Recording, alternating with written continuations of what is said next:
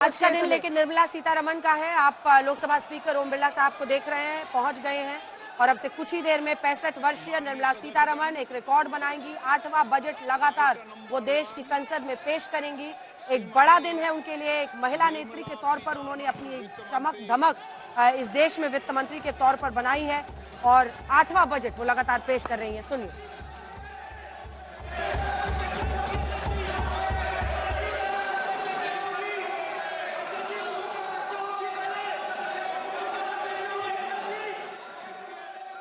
8, 7, 6, 5, 4, 3, 2, 1।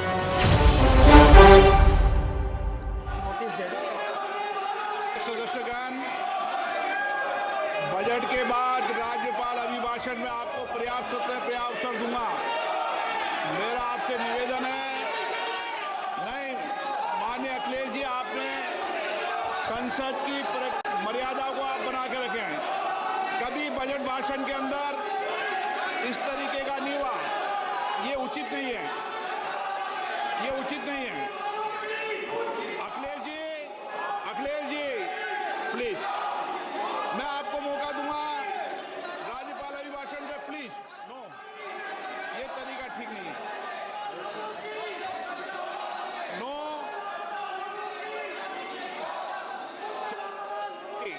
राज्यपाल अभिभाषण पर चर्चा होगी। नो तरीका। Honorable Speaker, I present the budget for 25-26. This budget continues our government's efforts to A. Accelerate growth, B. Secure inclusive development, C. Invigorate private sector investments, D. Uplift household sentiments, and E. Enhance spending power of India's rising middle class. Together, we embark on a journey to unlock our nation's tremendous potential for greater prosperity and global positioning under the leadership of Honorable Prime Minister Shri Narendra Modi. As we complete the first quarter, ऋतु में हम इस budget को यहाँ पर लेकर आए हैं और आर्थिक विकास की ओर हम देख रहे हैं। हमारे जो आकांक्षाएं हैं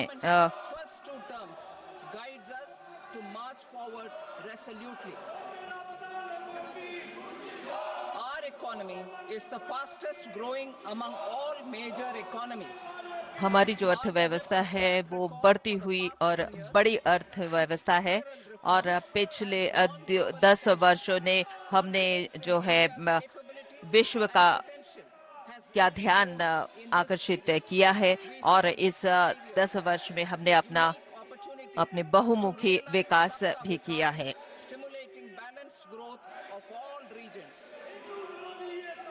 The great Telugu poet and playwright Gurujada Appa Rao had said, "Deshamante matti kadoy, deshamante manushuloy," meaning a country is not just its soil, a country is its people. In line with this, for us, Vikasit Bharat encompasses zero poverty, 100% quality good school education, access to high quality, affordable and comprehensive health care. हम जो है सबको स्वास्थ्य सुविधा दे रहे हैं, व्यापक स्वास्थ्य सुविधा हमें मिल रही है और इसके साथ In this budget, the proposed development measures span 10 broad areas focusing on Garib, youth, Annadata and Nari. गरीब युवा और नारियों पर हमारा जो है पूरा ध्यान है और इसके साथ जो है हम स्वास्थ्य पर ध्यान दे रहे हैं और मैन्युफैक्चरिंग और मेक इन इंडिया पर हमारा पूरा ध्यान है और रोजगार पर हमारा पूरा ध्यान है और नवाचार पर हम पूरी तरह से हमारा ध्यान केंद्रित कर रहे हैं और साथ में नवाचार अभी हम नवाचार पर ध्यान दे रहे हैं और कृषि, MSME, निवेश और निर्यात पर हम काफी काम कर चुके हैं और हम समावेशी तौर पर काम कर रहे हैं और विकसित भारत बनाने पर हम पुरजोर ध्यान दे रहे हैं। पहले 5 वर्षों में हमारे जो विकास का दर है वो हम बढ़ा रहे हैं। बिजली का, खनिज का, वित्तीय क्षेत्र और विनियमीय सुधार हम कर रहे हैं। कृषि जो है हमारी सर्व प्राथमिकता है और अब जो है हम कृषि पर अपना पूरा ध्यान इस समय दे रहे हैं। धन धान्य कृषि योजना, जन धान्य कृषि योजना और एग्री डिस्ट्रिक्ट कार्यक्रम पर हम काम कर रहे हैं और एस्पिरेशनल डिस्ट्रिक्ट कार्यक्रम के अंतर्गत हम जन धन कृषि योजना पर हम काम कर रहे हैं और जो हम ये जो कार्यक्रम है इसमें जहाँ जिनकी उत्पादकता कम है उस पर हम करेंगे और इस हमारा लक्ष्य ये है कि हम कृषि उत्पादकता को बढ़ाएं और उसके साथ सतत विकास प्रथाओं पर हमारा जोर है और भंडारण की सुविधा अच्छी हो और इसमें सिंचाई की सुविधा मिले और दीर्घकालीन और अल्पकालीन ऋण दिया जाए जिससे कि हम प्रगति के रास्ते पर चल सकें और लचीलापन, मल्टी सेक्टरल समृद्धि का कार्यक्रम जो है शुरू किया जाएगा और इसमें प्रौद्योगिकी तथा ग्रामीण अर्थव्यवस्था को एकीकृत हम करेंगे और ग्रामीण क्षेत्रों में सुविधाओं की बढ़ोतरी होगी जिससे कि कृषि का विकास हो ग्रामीण क्षेत्र में और हमारे जो ग्रामीण महिला हैं, ग्रामीण युवा हैं, वंचित वर्ग हैं उनको हम जो है अतिरिक्त सहायता प्रदान कर रहे हैं। घरेलू अच्छी प्रथाएं जो है शुरू की जाएगी और वित्तीय सहायता प्रदान की जाएगी। मल्टीलैटरल बैंक इसे करेंगे। फेज 1 में 100 विकसित जिलाओं को कवर किया जाएगा, शामिल किया जाएगा और हमारी सरकार जो है तिलहन के क्षेत्र में काम कर रही है। हमारे जो किसान हैं उनकी क्षमता है वो पर्याप्त पैदावार कर सकते हैं और अब आने वाले पिछले 10 वर्षों में हमने ठोस प्रयास किए और दालों और तिलहनों में हमने काफी बढ़ोतरी की। 50% की बढ़ोतरी हुई है और प्रापण तथा लाभकारी मूल्य उनको मिल रहा है और अच्छी किफायती दरों पर उनको चीजें मिल रही हैं। हमारी जो सरकार है वो फिक्स्ड ईयर मिशन का शुभारंभ करने जा रही है और इसमें जो है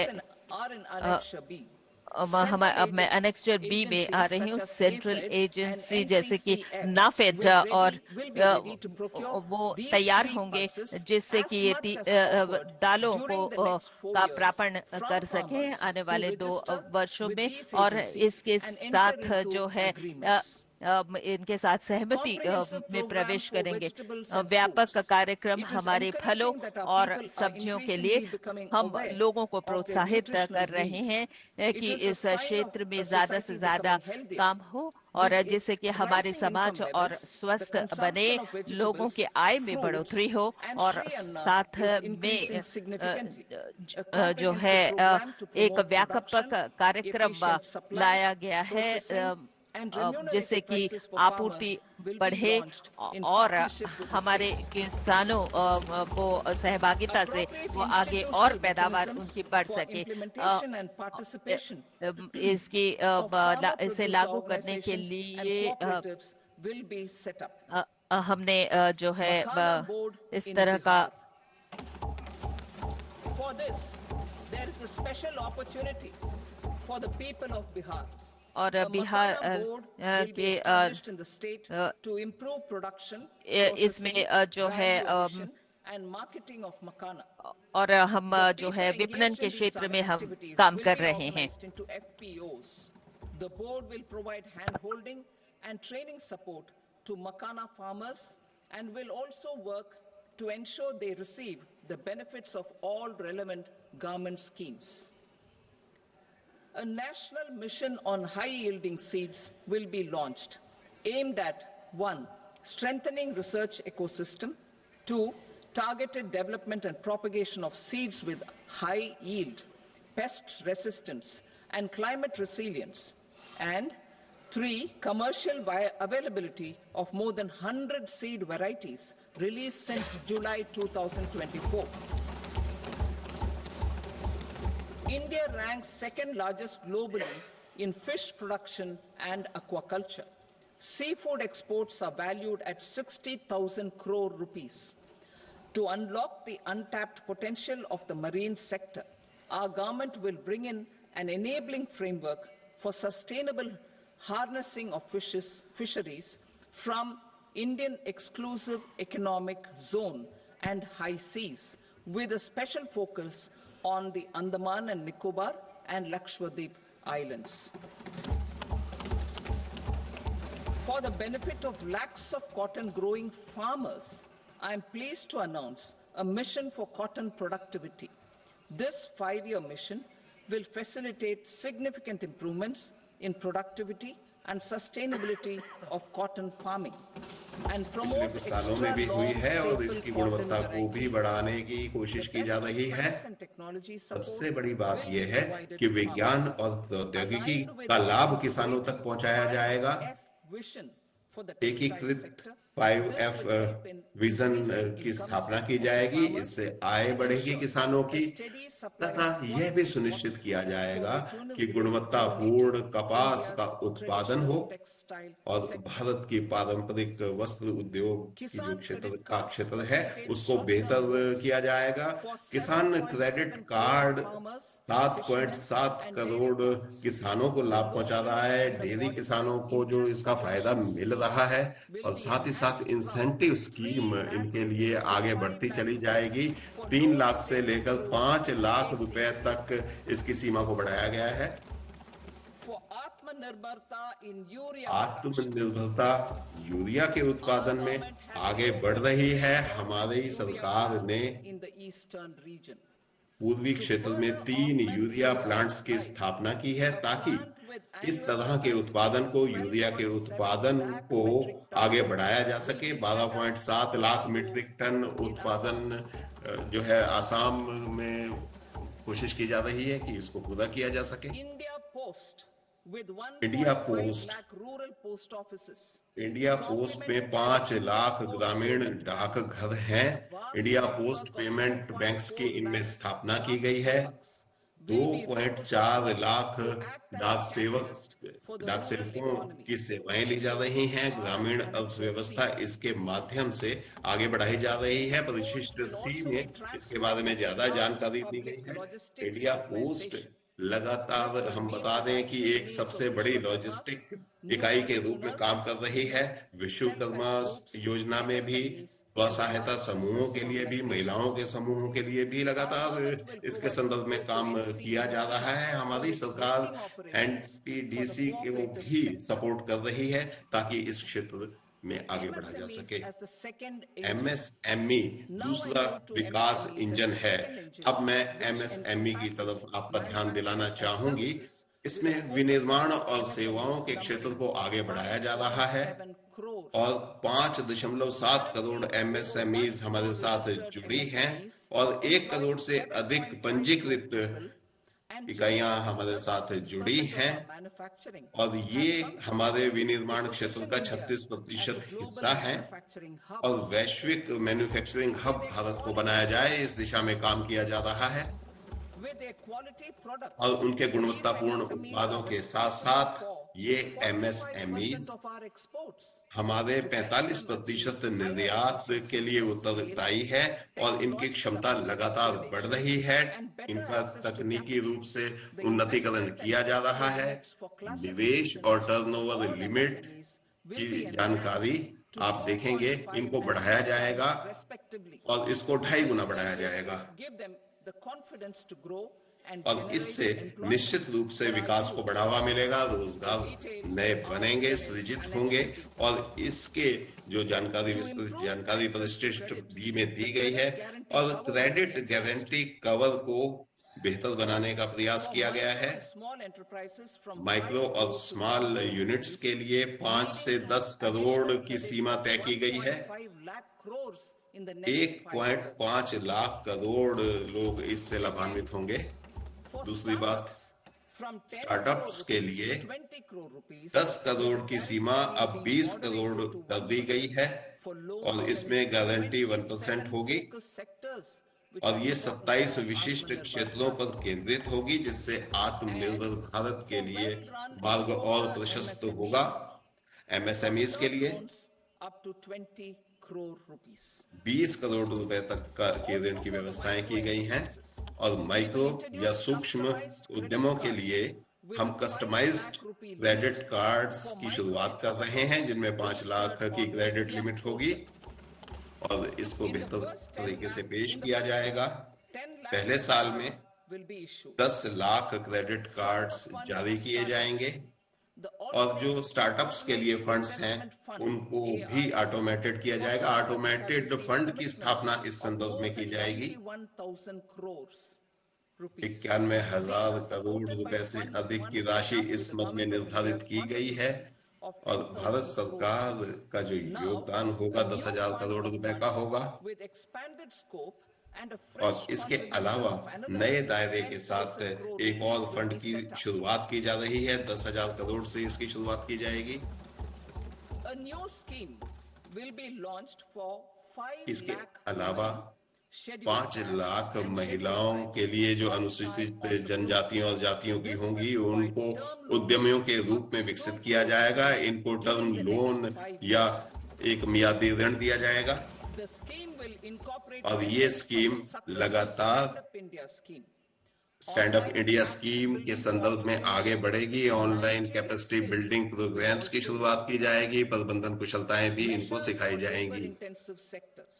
जो श्रम आधारित क्षेत्र हैं उनको बेहतर बनाने के लिए, उद्यमशीलता को बढ़ावा देने के लिए, जहां पर श्रम की आवश्यकता अधिक पड़ती है, हमारी सरकार लगातार कई तरह के उपाय करेगी।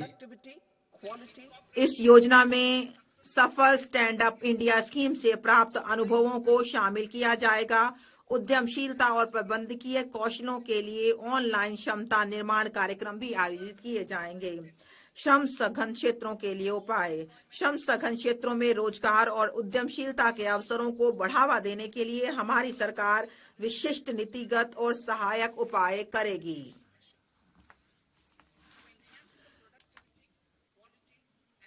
भारत के फुटवियर और लेदर क्षेत्र की उत्पादकता, गुणवत्ता और प्रतिस्पर्धात्मकता बढ़ने हेतु फोकस उत्पाद स्कीम कार्यान्वित की जाएगी। इस स्कीम में लेदर, फुटवियर और उत्पादों के लिए सहायता के अलावा बिना लेदर वाले गुणवत्तापूर्ण फुटवियर के उत्पादन हेतु आवश्यक डिजाइन क्षमता, घटक विनिर्माण और मशीनों के लिए सहायता दी जाएगी।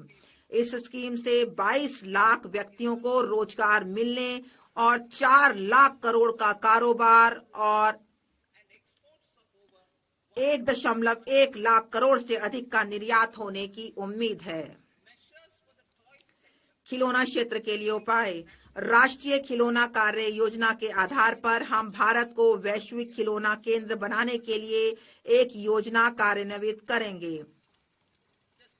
इस योजना में क्लस्टरों, कौशलों और ऐसे विनिर्माण इकोसिस्टम के विकास पर जोर दिया जाएगा जिसके परिणाम स्वरूप उच्च गुणवत्ता वाले ऐसे अनूठे, नवीन और पर्यावरण अनुकूल खिलौने मिलेंगे जो मेड इन इंडिया ब्रांड का प्रतिनिधित्व करेंगे। खाद्य प्रसंस्करण के लिए सहायता। पूर्वोदय में हमारी प्रतिबद्धता के अनुरूप हम बिहार में राष्ट्रीय प्रौद्योगिकी उद्यमशीलता और प्रबंधन संस्थान स्थापित करेंगे। इस संस्थान से पूरे पूर्वी क्षेत्र में खाद्य प्रसंस्करण कार्यकलापों को पुरजोर बढ़ावा मिलेगा। इसके परिणाम स्वरूप एक, किसानों के उत्पादों के मूल्य संवर्धन के माध्यम से उनकी आमदनी बढ़ेगी और 2, युवाओं को कौशल प्रशिक्षण, उद्यमशीलता और रोजगार के अवसर प्राप्त और साथ ही साथ जलवायु परिवर्तन से जुड़ी हुई बातों को बेहतर बनाने के लिए क्लीन टेक मिशन की शुरुआत की जाएगी। इसका उद्देश्य ये होगा कि हम घरेलू स्तर पर मूल्य संवर्धन इसमें करेंगे और सौर ऊर्जा, ईवी बैटरी, मोटर्स और कंट्रोलर्स को बेहतर तरीके से स्थापित किया जाएगा। और यही नहीं, विंड पाइप और जो पवन ऊर्जा है, ग्रिड स्केल फैक्ट्रीज हैं, इनको बेहतर बनाया जाएगा।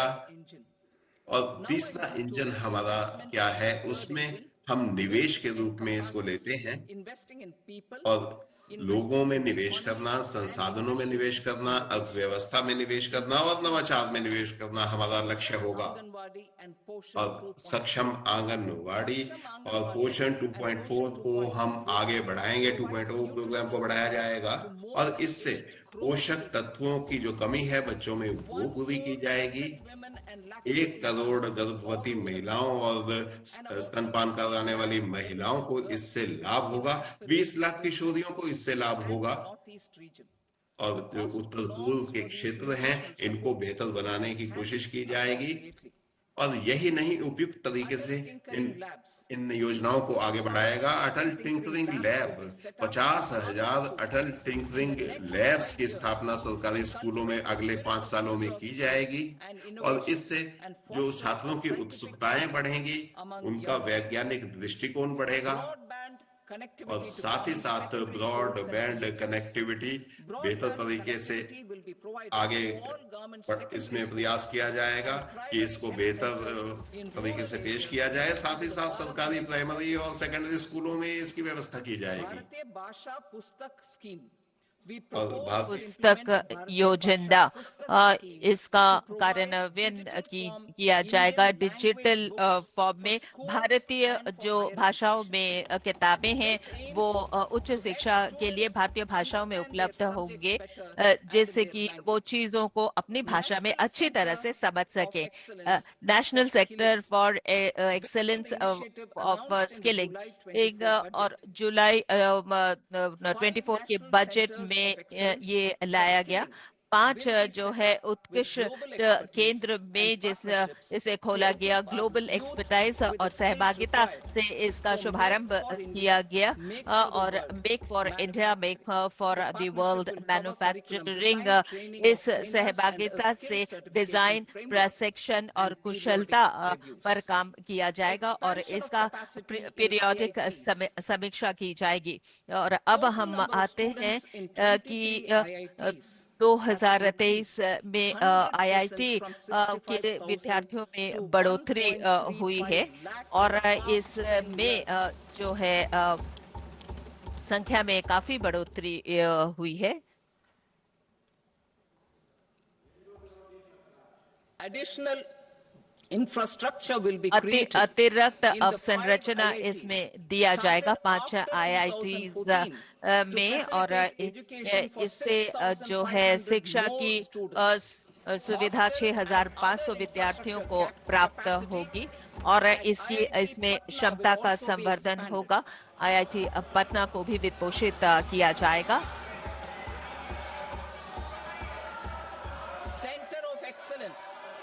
और अब उत्कृष्टता के केंद्र के रूप में इनको परिवर्तित किया जाएगा।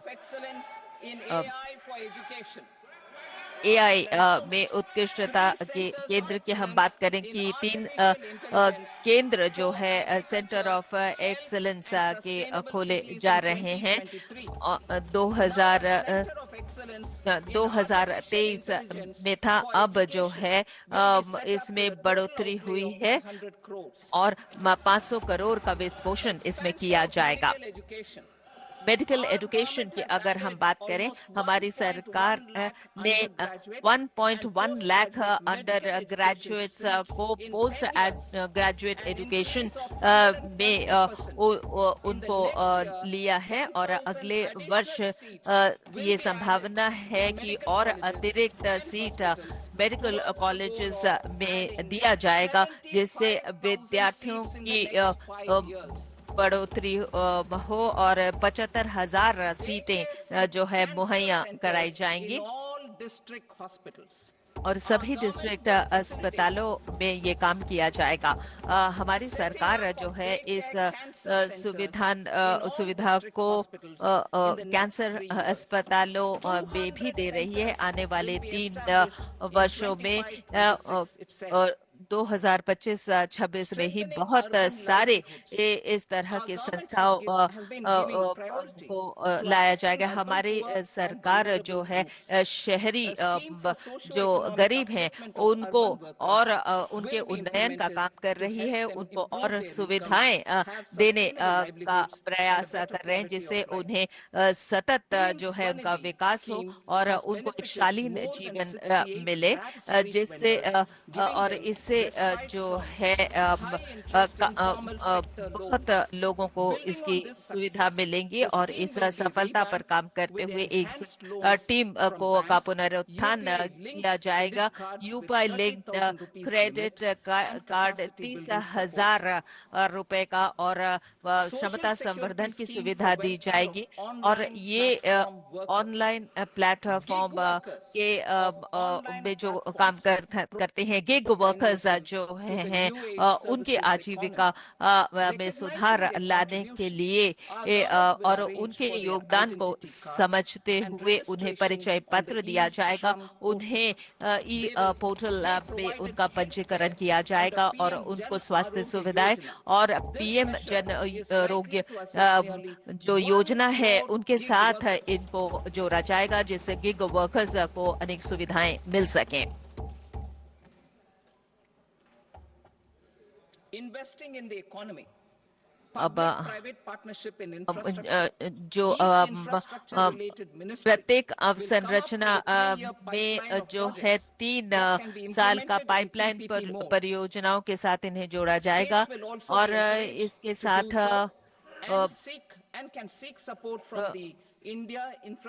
और इंडिया इंफ्रास्ट्रक्चर डेवलपमेंट से इनको लाभ मिलेगा और ये पीपीपी परियोजना है और 1.5 लाख करोड़ का परिव्यय का प्रस्ताव है और इनको ऋण मुक्त जो है ऋण मिलेगा और इसके साथ बहुत सारे सुधार इसमें किए जाएंगे। एसेट मैन्युफैक्चरिंग प्लांट इसका दूसरा जो योजना है इसका शुभारंभ किया जाएगा, जिसमें जो है भारत का जो इसमें जल जीवन मिशन की अगर हम बात करें 2019 तक 80% भारत की जो जनसंख्या है उनको जो है जल का कनेक्शन दिया गया है और 100% इसको कवरेज देने के लिए ये हमारा ये प्रस्ताव है कि 2028 तक इस काम को पूरा कर लिया जाएगा। The mission's focus will be on the quality of mission infrastructure success जो है of rural piped water supply. ग्रामीण जो पाइप्ड वाटर सप्लाई या जल आपूर्ति का काम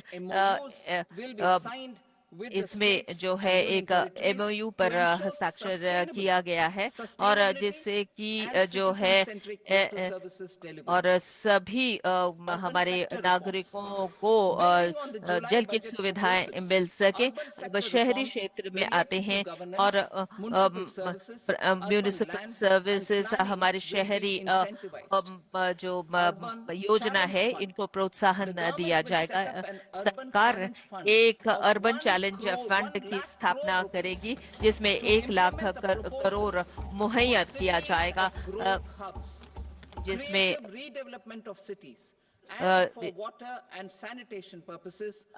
साफ सफाई के काम के लिए सैनिटेशन का काम जो है बहुत तेजी से बढ़ाया जा रहा है। और इस हमारी जो परियोजनाएं हैं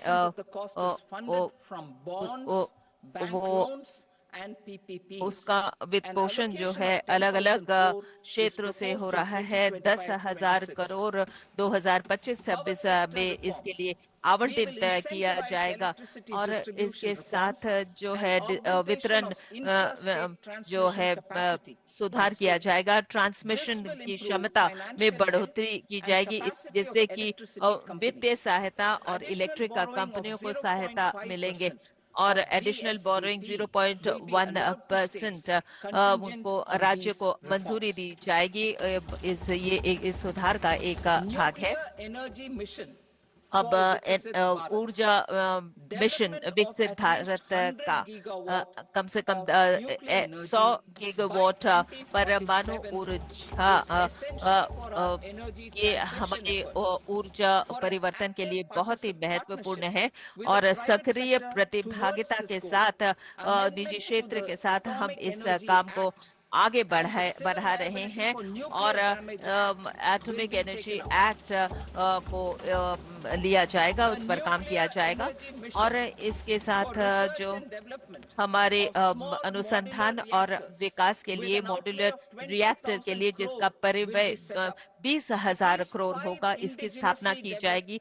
कम से कम जो है हमारे घरेलू हमारे भारत में उत्पादित इस तरह के मॉडल्स पर हम काम करेंगे और इसके साथ वित्तीय सहायता जो नीति है उसको सुव्यवस्थित किया जाएगा जिससे कि इसमें क्रेडिट लोन को शामिल किया जाए और हमारे जो शिप ब्रेकिंग इंडस्ट्री या उद्योगों को लाभ मिले और इसे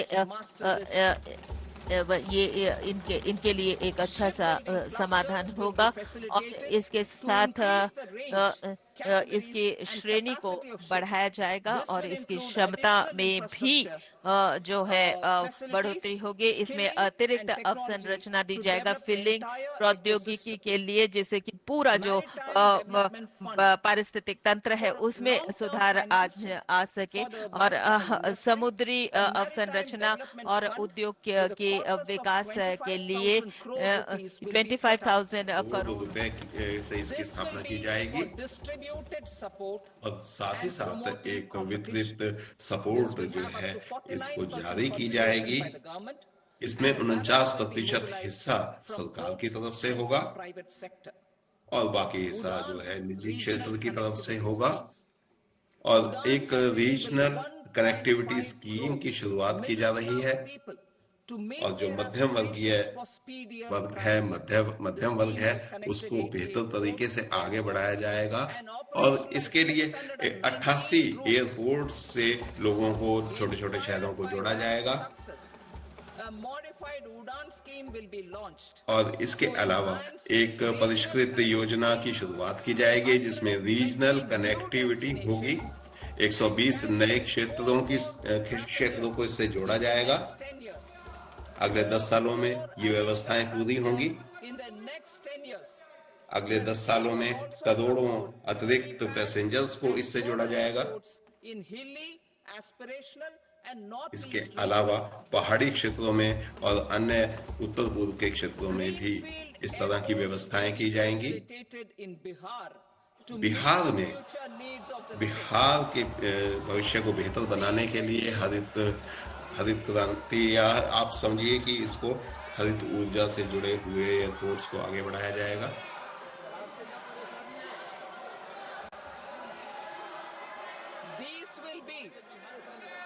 These will be in addition to the expansion of the capacity of Patna Airport and a Patna brand airport की क्षमता के अलावा ये विस्तार किया जाएगा। Western Kosi Canal project in Mithilanchal. Mithilanchal में Financial support will be Mithilanchal provided में for the वेस्टर्न कैनाल और project, की जो परियोजना है उसको आगे बढ़ाया जाएगा। over 50,000 hectares of land in the इसमें 50,000 हेक्टेयर भूमि को फायदा होगा और वहां पर उपज को बढ़ाया जाएगा। खनन क्षेत्र के सुधारों को अगर हम देखें तो इसमें जो लघु खनिज हैं उनको आगे बढ़ाने की कोशिश की जाएगी, उनका उत्खनन किया जाएगा और इसको स्टेट माइनिंग विभाग के अंतर्गत आगे बढ़ाया जाएगा और क्रिटिकल मिनरल उद्योग को भी इससे फायदा होगा। वहनीय आवास योजनाओं के लिए 50,000 ड्वेलिंग यूनिट्स की स्थापना की जाएगी, उनको पूरा किया जाएगा। इसके अलावा अन्य 40,000 आवासों को 2019-29 तक पूरा किया जाएगा, जिससे मध्यम वर्ग को फायदा होगा और उनको ऋण की व्यवस्था भी उपलब्ध कराई जाएगी। और इसके अलावा एक ब्लेंडेड फाइनेंस सुविधा के रूप में ऋण व्यवस्थाएं लागू की जाएंगी, ऋण उपलब्ध कराए जाएंगे। इसकी शुरुआत 15,000 करोड़ से की गई है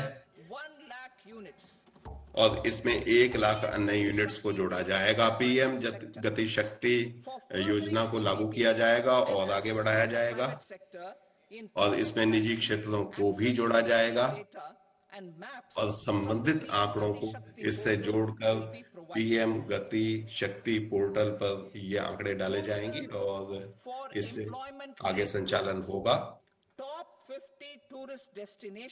शीर्ष 50 पर्यटन क्षेत्र जो देश में हैं उनको विकसित किया जाएगा और इसको एक मिशन मोड में इसकी शुरुआत की जाएगी। राज्यों द्वारा जमीन दी जाएगी। इसके अलावा बुनियादी ढांचे को बेहतर बनाने की कोशिश की जाएगी।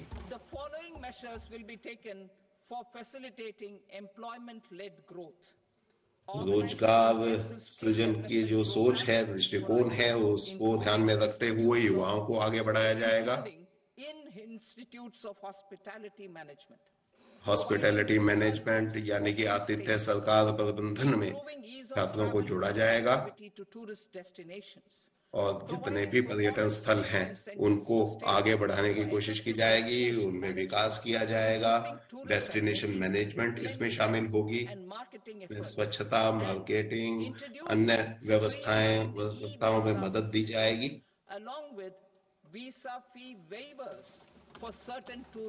और साथ ही साथ कुछ टूरिस्ट स्थानों पर या पर्यटन स्थानों पर विशेष सुविधाएं उपलब्ध कराई जाएंगी। जैसा कि आप जानते हैं, जुलाई के बजट में हमने कहा था कि इस तरह के पर्यटन स्थलों को बेहतर बनाने की कोशिश की जाएगी। अब हमारी घोषणा ये है कि हम भगवान बुद्ध की जन्मस्थली और उनकी कार्यस्थली को बेहतर बनाने की कोशिश करेंगे। मेडिकल टूरिज्म को आगे बढ़ाया जाएगा, निजी क्षेत्र की इसमें सहायता ली जाएगी और वीजा नियमों को इसमें ढील देने का प्रयास किया जाएगा। इसके अलावा निजी क्षेत्र में होने वाले अनुसंधान और नवाचार को मदद दी जाएगी। 20,000 करोड़ रुपए इस उद्देश्य के लिए बजट में आवंटित किया जा रहा है। अगली पीढ़ी के स्टार्टअप्स के लिए और ज्यादा प्रयास किए जाएंगे। अगले 5 वर्षों में पीएम रिसर्च फेलोशिप स्कीम के अंतर्गत हम 10,000 फेलोशिप्स आवंटित करेंगे। IIT, IIFC और अन्य स्थानों को मिलने वाली वित्तीय सहायता को बढ़ाया जाएगा। और यही नहीं, भविष्य के खाद्य सुरक्षा के लिए 10 लाख करोड़ रुपए की व्यवस्था की जाएगी और निजी और सार्वजनिक क्षेत्रों में दोनों में जेनेटिक संसाधनों के माध्यम से ऐसा किया जाएगा। जियोस्पेशियल डाटा को आगे बढ़ाने के लिए, उसके संग्रहण के लिए व्यवस्थाएं की जाएंगी। लैंड रिकॉर्ड या भूमि रिकॉर्ड को बेहतर बनाने की कोशिश की जाएगी। बुनियादी ढांचों से जुड़े हुए प्रोजेक्ट्स को आगे बढ़ाया जाएगा। ज्ञान भारतम मिशन, इसमें हमारे जितने भी पांडुलिपियां हैं उनका संग्रहण किया जाएगा। नए पुस्तकालय खोले जाएंगे और साथ ही साथ 1 करोड़ पांडुलिपियों का संरक्षण इस सिलसिले में किया जाएगा। भारतीय ज्ञान का जो भंडार है उसको संरक्षित करने का प्रयास किया जाएगा। अब हम निर्यात के क्षेत्र में आगे बढ़ते हैं। हम एक एक्सपोर्ट प्रमोशन मिशन की शुरुआत करेंगे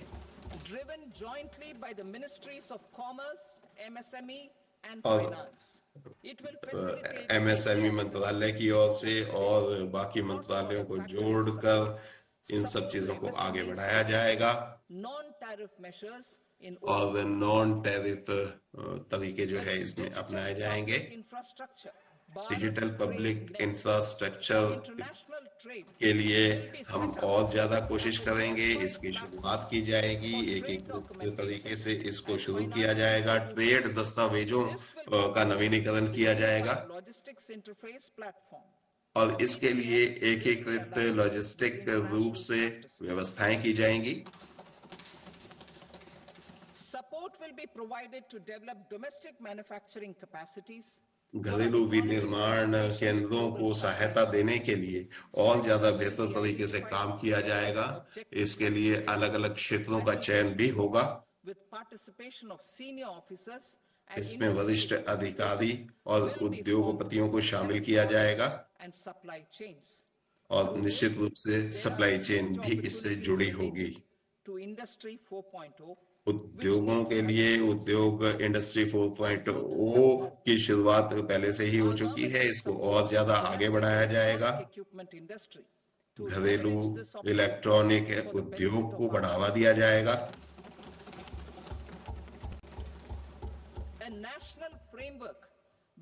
और इसके अलावा नेशनल फ्रेमवर्क की स्थापना भी की जाएगी जिससे वैश्विक स्तर पर क्षमता निर्माण को बेहतर बनाया जा सके और इससे प्रतिभाओं को बढ़ावा मिलेगा। इसके लिए विशेष कानून बनाए जाएंगे और उद्योग के साथ मिलकर इस कार्य को आगे बढ़ाया जाएगा। एयर कार्गो के क्षेत्र में भी विकास किया जाएगा। जो बागवानी की उपज है उसको लाने ले जाने के लिए इन सुविधाओं को बेहतर किया जाएगा। इसके अलावा पिछले 10 वर्षों में हम आपको बता दें कि हमारी सरकार ने कई सुधारों को लागू किया है और करदाताओं को राहत पहुंचाने की कोशिश की गई है। टैक्स पेयर चार्टर्स की स्थापना की गई है और 99% जो रिटर्न्स आती हैं वो टैक्स पेयर्स के लेवल पर समाधान उनका हो जाता है। विवाद से विश्वास योजना को भी आगे बढ़ाया गया है और जो टैक्स विभाग है उनकी तरफ से हम यह कोशिश कर रहे हैं कि स्क्रूटनाइजिंग कम से कम हो और अगले सप्ताह नया बिल इस संदर्भ में लाया जाएगा। जो अप्रत्यक्ष कर हैं उनके बारे में हम बताना चाहते हैं। तो पार्ट बी में इसकी जानकारी दी गई है। FDI लिमिट बीमा क्षेत्र के लिए 74% से 100% कर दी गई है। ये सीमा बढ़ाई गई है। ये उन कंपनियों को उपलब्ध होगी जो पूरा का पूरा प्रीमियम भारत में ही लेती हैं और भारत के कानूनों का पालन कर रही हैं, और इन सब शर्तों को आसान बनाया जाएगा जो बीमा उद्योग से जुड़ी हुई हैं। इंडिया पोस्ट पेमेंट की सेवाओं को बढ़ाया जाएगा, ग्रामीण क्षेत्रों में इसका विस्तार किया जाएगा। इसके अलावा पार्शियल क्रेडिट एनहांसमेंट स्कीम की शुरुआत की जाएगी। जितने भी सार्वजनिक क्षेत्र के बैंक हैं वो ग्रामीण स्तर पर क्रेडिट कार्ड्स जारी कर सकेंगे, और जो ग्रामीण क्षेत्रों में रहने वाले लोग हैं वो इससे लाभान्वित होंगे, और जितने भी पेंशन से जुड़े हुए व्यावसायिक उत्पाद हैं वो लोगों तक पहुंचाए जाएंगे, और केवाईसी प्रक्रिया को और ज्यादा आसान बनाया जाएगा। केवाईसी रजिस्ट्री 2025 में इसकी शुरुआत की जाएगी, और इसके अलावा आवधिक रूप से इसको अपडेट किया जाएगा, और जो स्वीकृतियां हैं जल्दी से दी जाएंगी। कंपनियों को आपस में जोड़ने का, उनके मर्जर की व्यवस्थाएं हैं उनको आसान बनाया जाएगा। और अंतरिम बजट जो पिछले साल पेश किया गया था, उसके बाद हमने एक निवेश संधि पर हस्ताक्षर किए थे 2024 में, और जितना भी विदेशी निवेश है ये उस सिलसिले में थे, और करंट मॉडल बीआईटी को बेहतर बनाने की कोशिश की जाएगी, और साथ ही इनको निवेशकों के लिए हितैषी बनाया जाएगा। पिछले 10 सालों में कई पहलुओं को देखें तो जितने भी वित्तीय या गैर वित्तीय गतिविधियां हैं उनकी प्रतिबद्धताएं हमने पूरी की हैं। हम इस बात के लिए प्रतिबद्ध हैं कि हमारे जो नियम कानून हैं उनका पूरा पालन किया जाएगा, और इसमें नवाचार और टेक्नोलॉजी का समावेश हो। इसके लिए एक नियामक गतिविधि की शुरुआत की जाएगी। प्रोडक्टिविटी और रोजगार को आगे बढ़ाने की कोशिश की जाएगी। इस फ्रेमवर्क के माध्यम से हम नियमों को लागू करेंगे, और ये इस कानून के अंतर्गत बनाए जाएंगे। इनको ये लचीले होंगे, लोगों के लिए लाभदायक होंगे, और 21वीं सदी के अनुरूप होंगे, और इसके लिए विशिष्ट गतिविधियां की जा रही हैं। हाई लेवल कमेटी की स्थापना की जाएगी जिसमें गैर फाइनेंशियल नियमों के लिए के विवेचना के लिए, विश्लेषण के लिए ये कार्य किया जाएगा। ये कमेटी इस तरह की संस्तुतियां देगी जो 1 साल में पूरी हो जाएंगी। 1 साल बाद ये अपनी रिपोर्ट्स देगी, और इसके अलावा राज्यों से भी आसानी से ये डाटा लिया जा सकेगा, जिससे बिजनेस करने में आसानी हो, अनुपालना आसान हो। अगर आप निवेशक की दृष्टि से देखें, 2025 में निवेशकों से जुड़ी हुई बातों को आगे बढ़ाया जाएगा।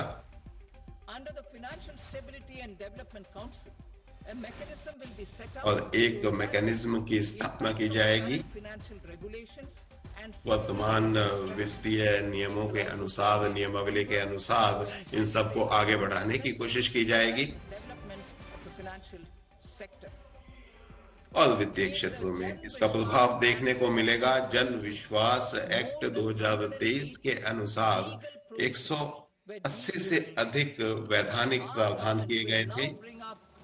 हमारी सरकार जन विश्वास बिल 4.0 लाने वाली है, और विभिन्न क्षेत्रों में अपराधों को कम करने के लिए ऐसा किया जाएगा। और अब हम अगले हिस्से में जाते हैं। जुलाई के बजट में मैंने ये कहा था कि जब हमारा बजट या घाटा है, फिस्कल घाटा है, उसको हम कम करेंगे, और ये नीचे की तरफ जा रहा है। और अगले 6 सालों के लिए रोड मैप के बारे में संपूर्ण जानकारी दी गई थी। The revised estimate of the total receipts other than borrowings is 31.47 lakh crore rupees, of which the net tax receipts are 25.57 lakh crore rupees. The revised estimate of the total expenditure is 47.16 lakh crore rupees, और ये of which 1.6 the lakh capital रुपए है। expenditure is इसका about जो 10.18 capital lakh crore rupees. Expenditure है वो 1.8 The है, revised estimate of the जिसमें fiscal से deficit is ब- 4.8% of the GDP. 4.8 जो है इसका Budget estimates for इसमें कटौती है। 25-26. और ये Coming to 2025-26 the total अब receipts other than 25-26 की अगर हम borrowings बात and floating करें expenditure उधार को are estimated at छोड़कर 34.96 ये lakh crore rupees 34.96 and lakh 50.65 रुपए है lakh crore और rupees 50.6 lakh The net crore tax क्रमशः है। receipts are estimated अगला at जो कर रसीद 28.37 है ये 28.8 लाख करोड़ रुपए है। is estimated to be वित्तीय घाटा का अनुमान 4.4% है सकल घरेलू उत्पाद का। और इसको वित्त पोषित करने के लिए अगला जो मार्केट बोरोइंग है उसका अनुमान 11.5 लाख करोड़ है। और इसमें जो ये छोटे बचत से और अन्य सूत्रों से ये आएगा। और जो ग्रॉस मार्केट बोरोइंग है ये 14.8 लाख रुपए है। और अब इसके बाद मैं पार्ट बी की तरफ जा रही हूँ। indirect taxes. My proposals relating to customs aim अब to rationalize tariff structure. जो हमारे प्रशुल्क ढांचा है उसको हम सुव्यवस्थित करेंगे जिससे कि हमारे घरेलू विनिर्माण को इससे सहायता मिलेगी और साथ में हमारे आम लोगों को इससे काफी राहत मिलेगी। अब कस्टम टैरिफ जो हमारे उद्योग क्षेत्र में है वो बढ़िया होंगे। जुलाई 24-25 के बजट में मैंने प्रस्ताव किया था कि जो चालू टैरिफ रेट है उसको हटाया जाएगा। और 23-24 के बजट में मैंने इसकी घोषणा की थी। और इसके पश्चात जो है केवल जीरो रेट इसका होगा। दो होगा कि प्रभावी ड्यूटी को बरकरार रखा जाएगा कुछ उत्पादों को छोड़कर। और इसके साथ तीसरे नंबर पर आता है कि एक उपकर या सरचार्ज इसमें होगा। तो मैं प्रस्ताव करती हूँ कि 82 टैरिफ पर छूट दी जाएगी। और इसके बाद जो है क्षेत्रवार में बात करूंगी। विशेषकर वो रोगी जो कैंसर से ग्रस्त हैं और जो पुरानी बीमारियों से ग्रस्त हैं और 56 जीवन बचाने वाली दवाइयों को पूरी तरह से जो है कर मुक्त किया जाएगा। और इसके साथ जो है कुछ लाइफ सेविंग जो उसमें 5% का जो है कस्टम रेट कम किया जाएगा। और इसके साथ जो है बहुत सारी दवाइयों से इस तरह के कस्टम ड्यूटी को हटाया जाएगा। और पेशेंट असिस्टेंस कार्यक्रम के अंतर्गत जो भेषज कंपनियों को DCG से राहत मिलेगी जिससे कि ऐसे रोगियों को निशुल्क दवा मिले। इसके साथ 57 और दवाइयां को मैं शामिल करना चाहती हूं इस कार्यक्रम के अंतर्गत। हमारे घरेलू मैन्युफैक्चरर्स के लिए जुलाई 2024 के बजट में मैंने पूरी तरह से DCG से छूट दी थी 15 खनिजों के बारे में। और इसके साथ मैंने कम किया था BCD इन खनिजों के ऊपर जो कि एक प्रमुख कदम था। और इसके साथ मैं ये प्रस्ताव करती हूँ कि पूरी तरह से छूट लिथियम आयरन बैटरी को मिलेगा, लीड को मिलेगा, जिंक को मिलेगा और 12 और खनिजों को मिलेंगे जिससे कि भारत में विनिर्माण बहुत सहज सरल रूप से हो सकेगा। To promote domestic production of technical अब textile products such as कपड़ा agro-textiles, medical उद्योग की अगर textiles, हम बात and करें geotextiles और at Jio competitive textiles prices, I में propose to जो add है two more types of काफी shuttle-less प्रतिस्पर्धा है, looms तो to the इसलिए list of fully जो exempted है textile machinery. कुछ I also propose to चीजों को revise the पूरी तरह से BCD rate कर on से knitted राहत fabrics covered दिया by जाएगा 9 tariff और lines इसमें 9 from टैरिफ 10 or मनी से 20 to इसमें 20% शामिल किया off, जाएगा। इन्हें 20 115 rupees per kg, प्रतिशत यानी whichever is higher. 115 रुपए प्रति केजी Electronic की goods, दर में मिलेगा। in line with our electronics Make in India good policy हमारे and make to in India rectify नीति के inverted duty अनुसार structure, और I inverted propose to duty increase structure the से राहत BCD on देने के लिए मैं interactive flat बीसीडी panel कुछ display interactive from flat 10% display to पर देना 20% चाहती हूँ, and 10% से reduce 20% और the BCD to इसके साथ 5% बीसीडी on को open cell and other 5% components. में घटाने In का प्रस्ताव करती 23-24 हूँ। budget for the manufacture of open 2023-24 cells के of बजट LCD, में LED TVs, MCD I had LED reduced the BCD TV के on लिए मैंने parts बीसीडी of को open घटाया cells था from 5% और to ये 5% 2.5% से to further boost the 2.5% manufacture of किया such था open और cells. इस The तरह के BCD on these विनिर्माताओं parts को will और now stand अधिक at बढ़ावा 7. देने के लिए मैं Lithium इनको ion battery. इनमें और To the छूट list मैं of देना चाहती हूँ। exempted lithium captive goods, battery I बहुत सारे propose to add 35 मैं additional captive चाहती goods हूँ कि for EV और battery अतिरिक्त manufacturing and जो है 28 additional राहत captive दिया goods जाए for mobile 28 phone capital battery goods manufacturing. पर और This बैटरी will जो boost domestic मैन्युफैक्चरिंग है manufacture उनको of राहत दिया जाए, lithium-ion जिससे कि batteries, हमारे जो both घरेलू for mobile विनिर्माता हैं phones and उनको for electric vehicles. राहत मिले। Shipping sector. Um, Considering that shipbuilding has a long क्योंकि gestation period, जहाज रानी I propose to continue the का जो exemption of कंपनी है BCD इसका जो on जेस्टेशन raw अवधि materials, है वो काफी ज्यादा components, होता है, तो consumables, इसलिए or parts जो है for the कच्चे manufacture of माल ships और for जो है another 10 years. जहाज के निर्माण के लिए जो जो जिन चीजों की आवश्यकता होती है उन पर भी I also propose the same dispensation उनको for भी shipbreaking करों to make it से more competitive. राहत दिया जाए, जिससे कि और Telecommunication. प्रतिस्पर्धात्मक To बन prevent सके classification दूरसंचार। और I propose to reduce the मैं BCD प्रस्ताव from करती 20% to हूँ कि 10% on carrier 20% grade से Ethernet switches 10% to GPD make को it at par किया with जाए, non-carrier जिससे grade कि Ethernet ये switches. जो है Export प्रतिस्पर्धी promotion. बन सके।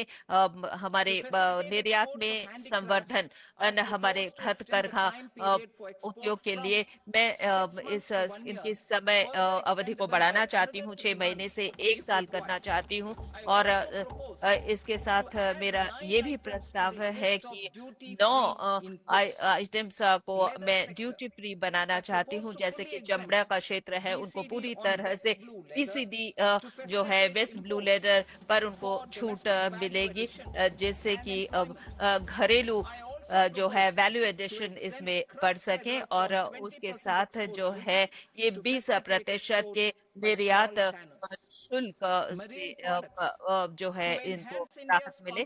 और competitiveness in the global Bharat seafood market, और I propose to इसमें reduce जो है मैं BCD from प्रस्ताव करती 50% हूँ to बीपीटी 5% 30% on यानी frozen fish 5,000 paste, surimi, इसे किया for जाए। और manufacture and export of its हमारे analog products. जो I also propose to निर्माता reduce हैं BCD उनको छूट from मिली 15% बीसीडी to को 5% मैं on 15% से 5% पर लाना hydrolysates चाहती हूँ। for manufacture of हाइड्रोलाइफेज fish and shrimp feed. और In इनके July लिए 2024 budget, जुलाई to promote 2024 के development बजट of domestic में MROs for हमारे aircraft जो and ships, घरेलू I मॉडल had को छूट extended the देने के time लिए limit for मैंने समय export of सीमा foreign को origin goods that हमारे were जो imported for विदेशी repairs उत्पाद from हैं 6 जो months to मरम्मत 1 year के लिए and further जाते हैं, extendable by इसे 1 जो year. है मैंने I now 6 propose to महीने से extend 1 the साल same किया था, फिर dispensation आगे उसको for और 1 railway साल goods. बढ़ाया था। अब रेल के सामान के लिए भी Time इसे limit लागू for किया जाएगा। professional assessment.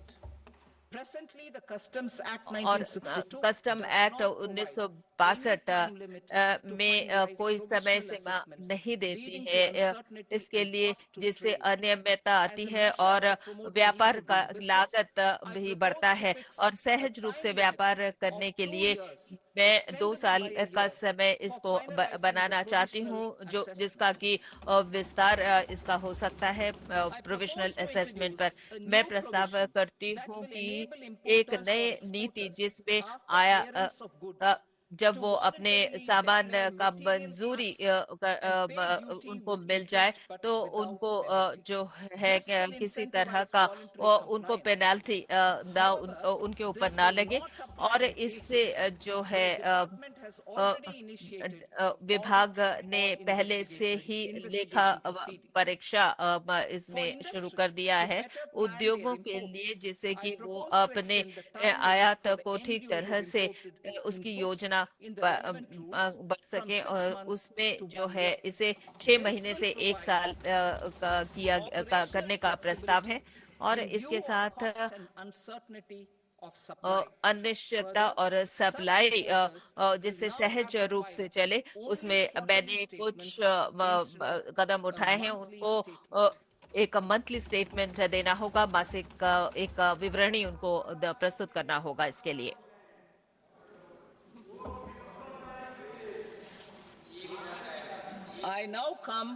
अब इसके बाद मैं प्रत्यक्ष कर प्रस्ताव पर आ रही हूँ। मैंने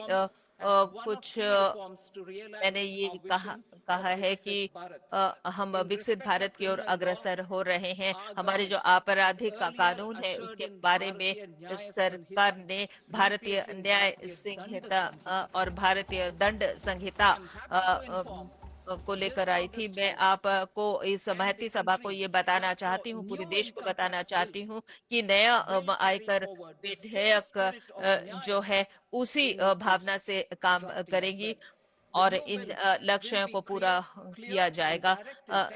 और उसमें और इस It will be simple to understand for taxpayers and tax दी जाएगी administrators, leading to tax certainty और उसके and साथ reduced जो litigation. है इसमें मुकदमेबाजी भी कम होगी। और अब जो है बहुत सारे ऐसे मुद्दे अच्छे प्रशासन प्राप्त करने के लिए, अर्थव्यवस्था को और मजबूत करने के लिए मैं जो है चाहती हूँ कि 4.0 की बात कर रही हूँ। इसका ये मतलब है कि जब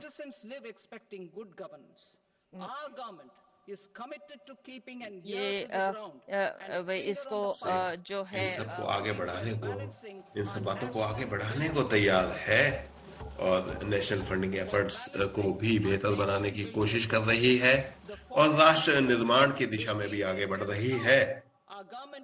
और हम आपको बता दें कि प्रधानमंत्री श्री मोदी के नेतृत्व में हम इन सब समस्याओं का समाधान करने के लिए आगे बढ़ रहे हैं। मैं फिर से दोहराती हूँ कि निम्नलिखित उपाय किए जाएंगे जिससे प्रधानमंत्री श्री मोदी के नेतृत्व में जो हमने कदम उठाए हैं वो निश्चित रूप से हमारे राष्ट्र के निर्माण को बेहतर बनाएंगे और जितने भी हमारे टैक्स के प्रावधान हैं वो इससे प्रेरणा हासिल किए हुए हैं।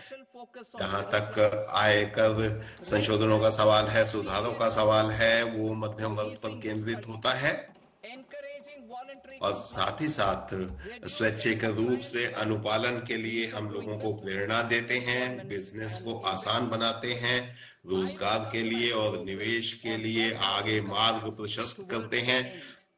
और इसके अंत में हम आपको बता दें कि व्यक्तिगत आयकर के लिए हम अंत में आपको बताएंगे। मैं चाहती हूं, मैं प्रस्ताव रखती हूं कि हम जो थ्रेशोल्ड लिमिट है टीडीएस जिस पर काटा जाता है, थ्रेशोल्ड जो राशि होगी उसको एक समान करने के लिए कोशिश की जाएंगे। टैक्स कटौती जो होगी वो सीनियर सिटीजन के लिए 50,000 से 1 लाख रुपए तक उसको बढ़ाया गया है। 2.4 लाख की जो सीमा थी टीडीएस के लिए, जो उसको 6 लाख किया जा रहा है जो एचआरए के लिए थी। इससे जितनी भी ट्रांजैक्शंस होंगी उसमें कमी आएगी जो छोटे निवेशक हैं या छोटे करदाता हैं उनको फायदा होगा। जो टीसीएस है, टीसीएस आरबीआई के अंतर्गत जो लिबरलाइजेशन स्कीम है इसको 7 लाख से 10 लाख किया जा रहा है और शिक्षा के लिए जितने भी राशि जमा की जाती है टीसीएस के अंतर्गत उसको 10 लाख किया जा रहा है। टीडीएस और टीसीएस दोनों उन मदों पर लागू होंगे जहां पर पहले ये लागू होते थे। और मेरा प्रस्ताव ये है कि जो उच्च टीडीएस कटौती की जाती थी वो नॉन पैन केसेस में ही की जाएगी, यानी जिनके पास पैन नंबर नहीं है उनसे की जाएगी। और टीडीएस के संदर्भ में एक बात हम और कहना चाहते हैं कि इसको डीक्रिमिनलाइजेशन के अंतर्गत लाया जा रहा है। प्रधानमंत्री महोदय के नेतृत्व में सबका साथ सबका विकास की उक्ति पर हम आगे बढ़ रहे हैं और इसके अनुरूप और हम आपको बताना चाहते हैं कि 2022 से जो टैक्स पेयर्स के लिए जो सुविधाएं दी गई थी वो सही तरीके से अपनी आय बताकर अपने टैक्स का भुगतान कर सकते हैं। लगभग 90 लाख जो करदाता हैं उन्होंने अतिरिक्त कर का भुगतान किया है। इस कदम को और आगे बढ़ाते हुए मैं इस समय सीमा को बढ़ा रही हूं। जो पिछली 5 अपडेटेड रिटर्न्स हैं 2 से 4 साल तक की पिछली रिटर्न्स को जमा किया जा सकता है। जो छोटे ट्रस्ट हैं, संस्थान हैं, उनको फायदा दिया जा रहा है। जब से उनका रजिस्ट्रेशन हुआ है उसके 5 से 10 साल तक सीमा उनके लिए टैक्स लायबिलिटी की कम की गई है और उनकी जो छोटी गलतियां होंगी या उस रिटर्न को भरने में जो भी गलतियां हुई होंगी माफ किया जाएगा या उनके लिए समय सीमा बढ़ाई गई है।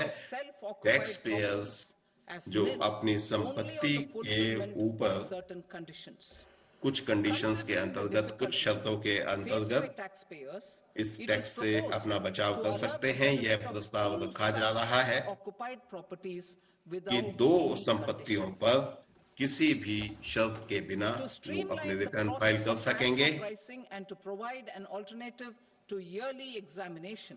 और वार्षिक परीक्षण के दौरान, वार्षिक निरीक्षण के दौरान अंतर्राष्ट्रीय जो लेन देन है वो 3 साल के ब्लॉक पीरियड्स में या उनकी अवधि के अनुसार उनकी जांच की जाएगी। कानूनी पचड़ों से हटने के लिए, उनसे बचाव के लिए सुरक्षित हार्बर नियमों का अनुपालन आगे बढ़ाया जा रहा है। जो वरिष्ठ नागरिक हैं या सुपर सिटीजन हैं और उनके जो खातों पर कुछ ब्याज की गणना नहीं की जाएगी। 29 अगस्त 2024 के बाद से ये सब चीजें लागू होंगी।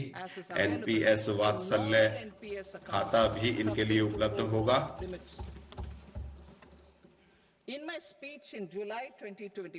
जुलाई 2024 के अपने भाषण में मैंने वादा किया था कि सभी संसाधनों से, सभी साधनों से कि इन सब बातों को पेपरलेस किया जाएगा। अगले 2 साल में हम ऐसी व्यवस्था करेंगे कि डिजिटलीकरण पूरी तरह परिचालनात्मक हो गया है। जुलाई 2024 में विवाद से विश्वास योजना की शुरुआत की गई थी जिसमें आयकर से जुड़े हुए मामले सुने जाते थे। 33,000 टैक्स पेयर्स ने, टैक्स देने वालों ने इस योजना का फायदा उठाया है। रोजगार के लिए, निवेश के लिए मैं कुछ प्रस्ताव रख रही हूँ that is जो establishing NRI हैं, or जो operating यहाँ an के electronics रेजिडेंट्स कंपनी में manufacturing निवेश करना चाहते हैं, Further electronic proposed to manufacturing introduce a safe कंपनियों harbor में for निवेश tax करना चाहते certainty हैं, for तो उनके लिए non-residents safe to store harbour components कर for नीति लागू supplying की जाएगी specified electronics manufacturing units. और जो इलेक्ट्रॉनिक निर्माण इकाइयां हैं Presently, the उनमें यह tonnage निवेश tax किया जा सकेगा। is available only to sea-going ships. The benefits of existing tonnage tax scheme are जो proposed to मौजूदा be extended योजनाएं to हैं, inland vessels registered under the Indian Vessels जितने भी Act भारतीय शिप्स हैं या जहाजरानी के मंत्रालय के अंतर्गत शिप्स आते हैं, उनके रजिस्ट्रेशन के लिए नई व्यवस्थाएं लाई जा रही हैं। We continue to support the Indian startup ecosystem. I हम propose to भारतीय extend startup the period of ecosystem की incorporation शुरुआत by कर 5 रहे हैं years to allow the और benefit available इसकी to स्थापना से startups 5 साल which are तक उनको incorporated कई तरह के before लाभ दिए जाएंगे। 2030. In order to attract and promote additional activities in the IFSC, I am IFSC में अतिरिक्त सुविधाएं उपलब्ध कराने के लिए जितने भी शिप्स से जुड़ी हुई इकाइयां हैं, उनको कई तरह की सुविधाएं दी जाएंगी।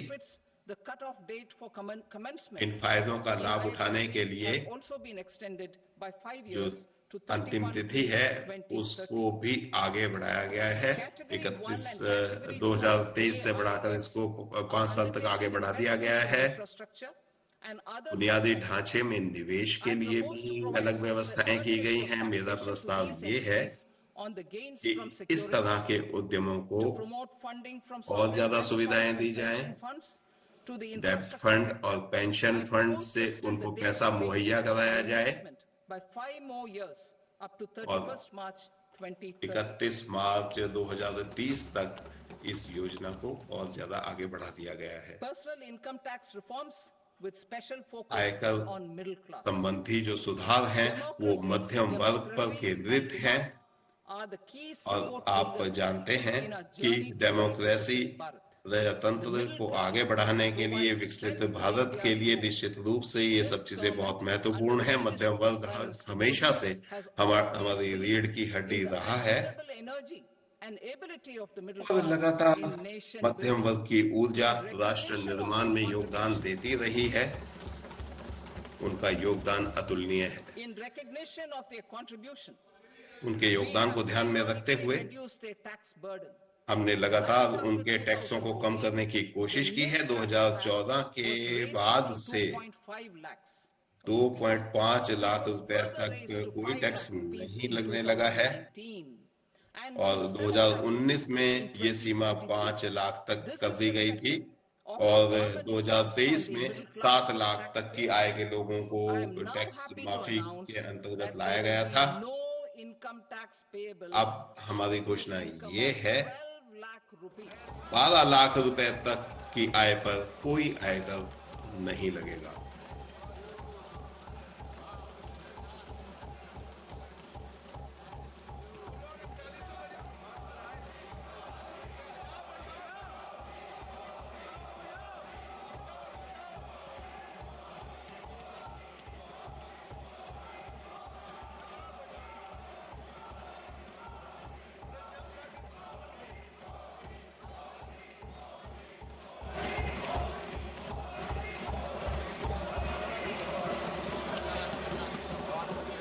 So, average income of 1 lakh per month other than the special rate income such as capital gains under the new regime.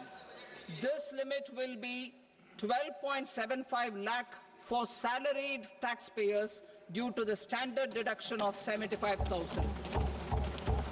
ये सीमा 12.75 लाख तक हो गई है और जितने भी स्लैब हैं वो बदले जा रहे हैं। मध्यम वर्ग को इससे काफी लाभ होगा।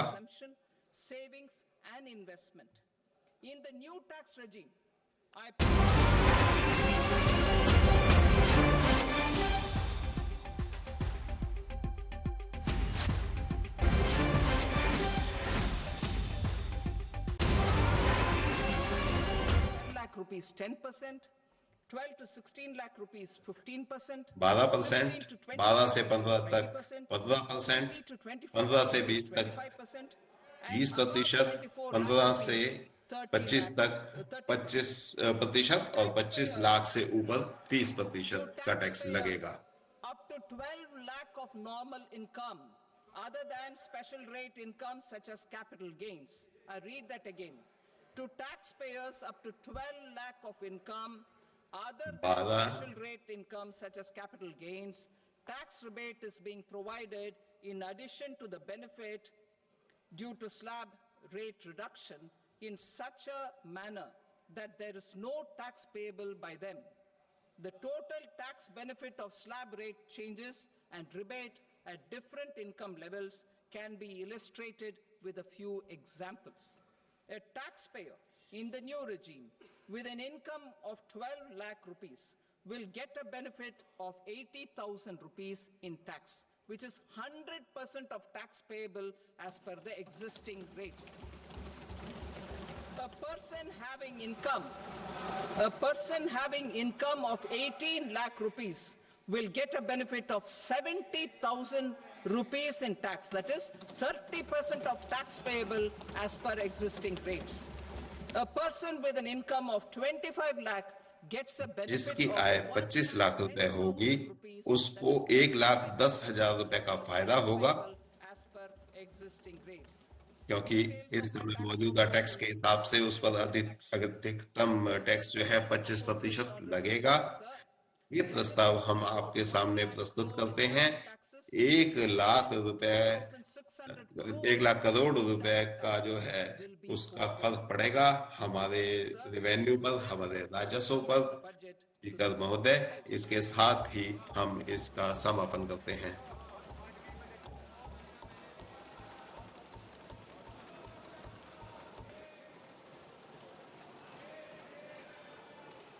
आइटम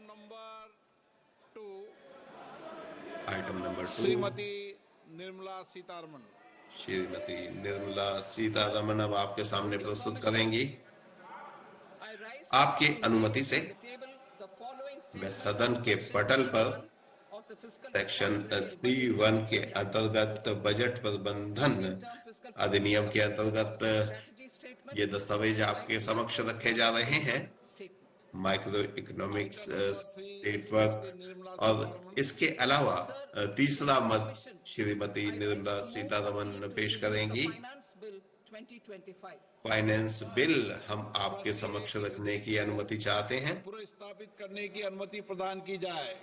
जो सदस्य इसके पक्ष में हाँ गए, जो सदस्य विरोध में ना गए, मेरे विचार में निर्णय हाँ वालों के पक्ष में हुआ। हाँ वालों के पक्ष में अनुमति प्रदान की जाती है। माननीय मंत्री जी, अब विधेयक को पुनर्स्थापित करें। Sir, I introduce the bill. Thank you. सभा की कार्रवाई सोमवार दिनांक 3 फरवरी 2025 को प्राप्त 11 बजे तक के लिए स्थगित की जाती है।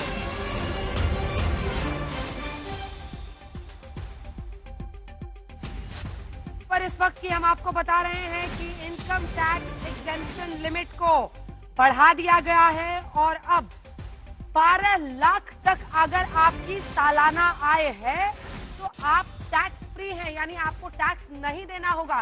ये बड़ा बदलाव किया गया है और ये बड़ी घोषणा मध्यम वर्ग के लिए बड़ी राहत की खबर है। मिडिल क्लास के लिए सबसे बड़ी खबर आज की यही है। और निर्मला सीतारमण वित्त मंत्री ने बताया कि 2005 में 1 लाख था, 2012 आते टैक्स एग्जेम्पशन लिमिट 2 लाख हुआ, 2014 में 2.5 लाख किया गया, 2019 में 5 लाख तक और फिर 2023 में 7 लाख तक टैक्स एग्जेम्पशन लिमिट करने के बाद 2025 में 12 लाख तक अगर आपकी सालाना आय है तो आपको कोई टैक्स नहीं देना होगा, यानी 12 लाख की सालाना आय को टैक्स फ्री कर दिया गया है। ये बड़ी खबर और मध्यम वर्ग के लिए एक बहुत बड़ी राहत इसके जरिए आती हुई दिखाई दे रही है। जो नया इनकम टैक्स एग्जेम्पशन लिमिट है वो 12 लाख कर दिया गया है। तो अगर 12 लाख तक आपकी आय है तो आपको कोई टैक्स नहीं देना होगा। आप ध्यान रखिए कि जो 3 लाख सालाना से 10 लाख तक की कमाई वाले लगभग 50 करोड़ लोग हैं, बाकी 3 लाख से कम वाली कमाई के 80 करोड़ लोग टैक्स लेकिन जो देते हैं वो नेट बहुत कम है, लेकिन उन सब के बीच ये खबर बहुत बड़ी है, बहुत मायने रखती है। और जो मध्यम वर्ग हमेशा ये मानता था कि उसको टैक्स में राहत मिले, उसको बजट से कोई राहत मिले, उसे एक बड़ी राहत मिलती हुई दिखाई दे रही है। ये बड़ी खबर इस वक्त की हम आपको बता रहे हैं। पुराना जो टैक्स स्लैब है वो भी हम आपको दिखा रहे हैं, इसी के साथ जो न्यू टैक्स रिजीम है वो भी हम आपको दिखा रहे हैं। अगर 3 लाख तक है तो पुराना टैक्स रिजीम, अगर हम लोग अपने दर्शकों को एक बार दिखा दें, पुराने टैक्स रिजीम में आपको नहीं लगता था कोई भी टैक्स, 3 से 7 लाख पर 5%। ये पुराना वाला जो स्लैब है, और जो नया है उसी में आप आकर देखिए तो 12 से 15 लाख पर आप देख रहे हैं, 12 से 15 लाख पर अगर आपकी आमदनी 12 लाख तक है तो आप जीरो हो गए। 0 to 12 लाख में न्यू रिजीम में आपको टैक्स फ्री कर दिया गया है। 12 से 15 पे आपको 15% लगेगा। 15 से 20 लाख अगर आपकी आय है तब 20% टैक्स लगेगा। 20 से 25 लाख अगर आपकी आय है, आमदनी है सालाना, तब आपको लगेगा 25%, और 25 से ज्यादा अगर है तो 30%। वहीं जो पुराना रिजीम वर्सेस न्यू रिजीम है, आप ऑप्ट कर सकते हैं। लेकिन ये बड़ी खबर है, मिडिल क्लास के लिए एक बहुत बड़ी राहत दिखाई दे रही है। और अगर 12 लाख रुपए तक आपकी सालाना आय है तो राहत आपके लिए यह है कि आपको टैक्स नहीं देना पड़ेगा। नया टैक्स रिजीम 25-26, जिसमें 12 लाख तक की कमाई पर कोई टैक्स नहीं, 12 से 15 पे आपको 15% देना है, 30% अगर आप 25 लगते हैं। एक बार पूरा जो हमारा कंपैरेटिव ग्राफ है अगर वो अपने दर्शकों को बता दे, बजट में मिडिल क्लास के लिए कितनी बड़ी राहत है। 15% अगर आप देते हैं वो आपको 12 से 15 लाख की आमदनी पर देना होगा। 25 लाख से ऊपर अगर आपकी कमाई है तब आपको 30% टैक्स देना होगा। तो 15, 20, 25 और 30, लेकिन 12 लाख तक कोई टैक्स नहीं। 12 से 15 के लिए 15% है। ऐसे ही अगर आप नए टैक्स रिजीम में देखिए तो 15 से 20 लाख के लिए 20% आपको टैक्स देना है। 20 से 25 लाख के लिए आपको 25% टैक्स देना है। अगर 25 लाख से ऊपर आपकी आमदनी है सालाना तो आपको 30% टैक्स देना है। बहुत बड़ी राहत। ऐसा माना जा रहा था कि 10 लाख तक किया जा सकता है, लेकिन इसे आप कह सकते हैं बहुत बड़ा जंप है। और अभी ही जयराम रमेश ने कांग्रेस पार्टी की तरफ से कहा था कि जो टैक्स टेररिज्म है वो खत्म होना चाहिए। ऐसे में ये बहुत बड़ी राहत, और मुझे लगता है कि इसका मध्यम वर्ग तो बहुत जबरदस्त स्वागत करेगा, क्योंकि जो पुराना टैक्स रिजीम है वो भी हम आपको दिखा रहे हैं। तब 10 से 12 लाख के बीच में अगर आपकी आमदनी थी तो आपको 15% टैक्स देना पड़ता था। 7 से 10 लाख में आपको 10 वाला वो पुराना स्लैब है। और नए स्लैब में अगर आप आते हैं तो आप देखिए सीधा आपको 12 लाख तक कोई टैक्स नहीं देना है। 12 से 15 लाख पे आपको 15% देना है, 15 से 20 पे 20%, 20 से 25 पे 25%, और 25 लाख से ज्यादा अगर आपकी सालाना आय है तो आपको 30% टैक्स देना है। इनकम टैक्स में ये बदलाव मध्यम वर्ग के लिए एक बहुत बड़ी राहत की खबर।